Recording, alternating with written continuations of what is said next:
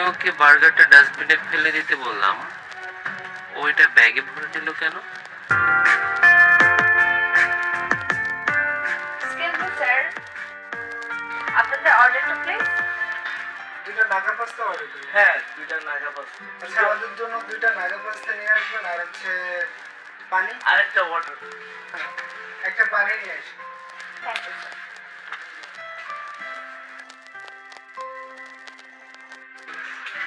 Sir আপনাদের বার্গারটা। আপনি এটা কি এনেছেন? আমরা তো নাগা পাস্তা অর্ডার করেছি। স্যার আমার তো যতটুকু মনে হচ্ছে আপনারা বার্গারই অর্ডার করেছিলেন। না না না, আমরা বার্গার অর্ডার করি না, আমরা নাগা পাস্তা অর্ডার করেছি। দিলাম নাগা পাস্তা অর্ডার, কিন্তু আপনি নিয়ে আসছেন বার্গার। এটা কি হলো? আচ্ছা ঠিক আছে স্যার, আমার হয়তো বা শুনতে ভুল হয়েছে। সমস্যা নাই স্যার, আপনি একটু ওয়েট করুন, আমি চেঞ্জ করে পাস্তা দিচ্ছি। জলদি নিয়ে এসে।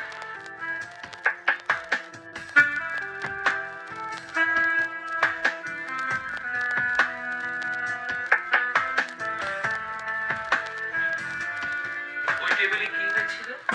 স্যার আসলে আমার একটু ভুল হয়ে গিয়েছিল স্যার। ওই টেবিলে স্যাররা পাস্তা অর্ডার করেছিল আর আমি বার্গার শুনেছিলাম স্যার। এরকম ভুল কিন্তু তুমি আরো আগেও করেছো, বেশ কয়েকবার করেছো। এইভাবে ভুল করলে তো আমি তোমাকে চাকরিতে রাখতে পারবো না, তাই না?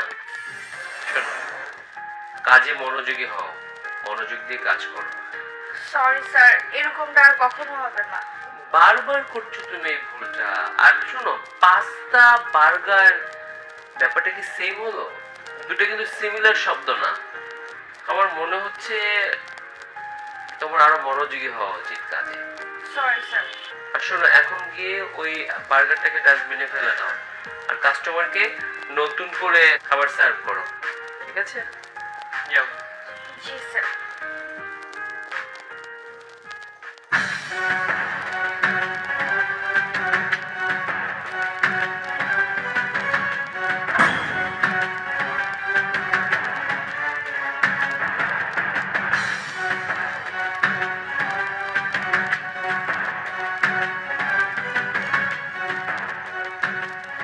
কি ব্যাপার, আমি ওকে বার্গারটা ডাস্টবিনে ফেলে দিতে বললাম, ওইটা ব্যাগে ভরে দিল কেন?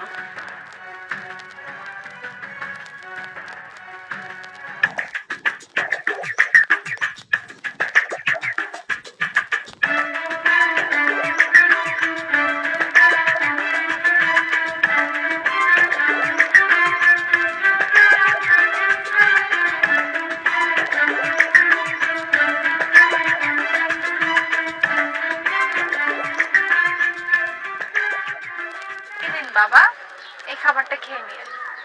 মা, এইভাবে মাঝে মধ্যে আমার জন্য খাবার নিয়ে আসো কেন?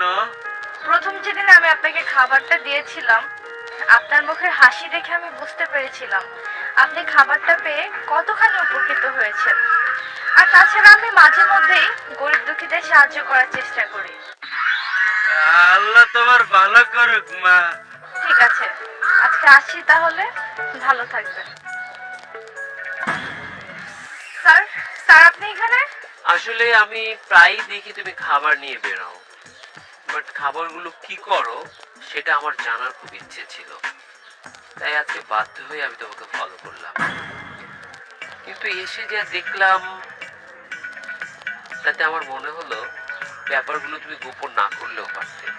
তুমি আমাকে সরাসরি বলতে, আমি সবকিছুর ব্যবস্থা করে দিতাম। স্যার আমি আপনাকে অনেকবার বলতে চেয়েছিলাম, স্যার আমি একটু ভয় পেয়েছিলাম, কারণ আমি আগে যেখানে জব করতাম সেখানে স্যারকে আমি বলেছিলাম যে স্যার বেঁচে যাওয়া খাবারগুলো আমাকে দিয়ে দিতে, যেন আমি গরিবদেরকে উপকার করতে পারি।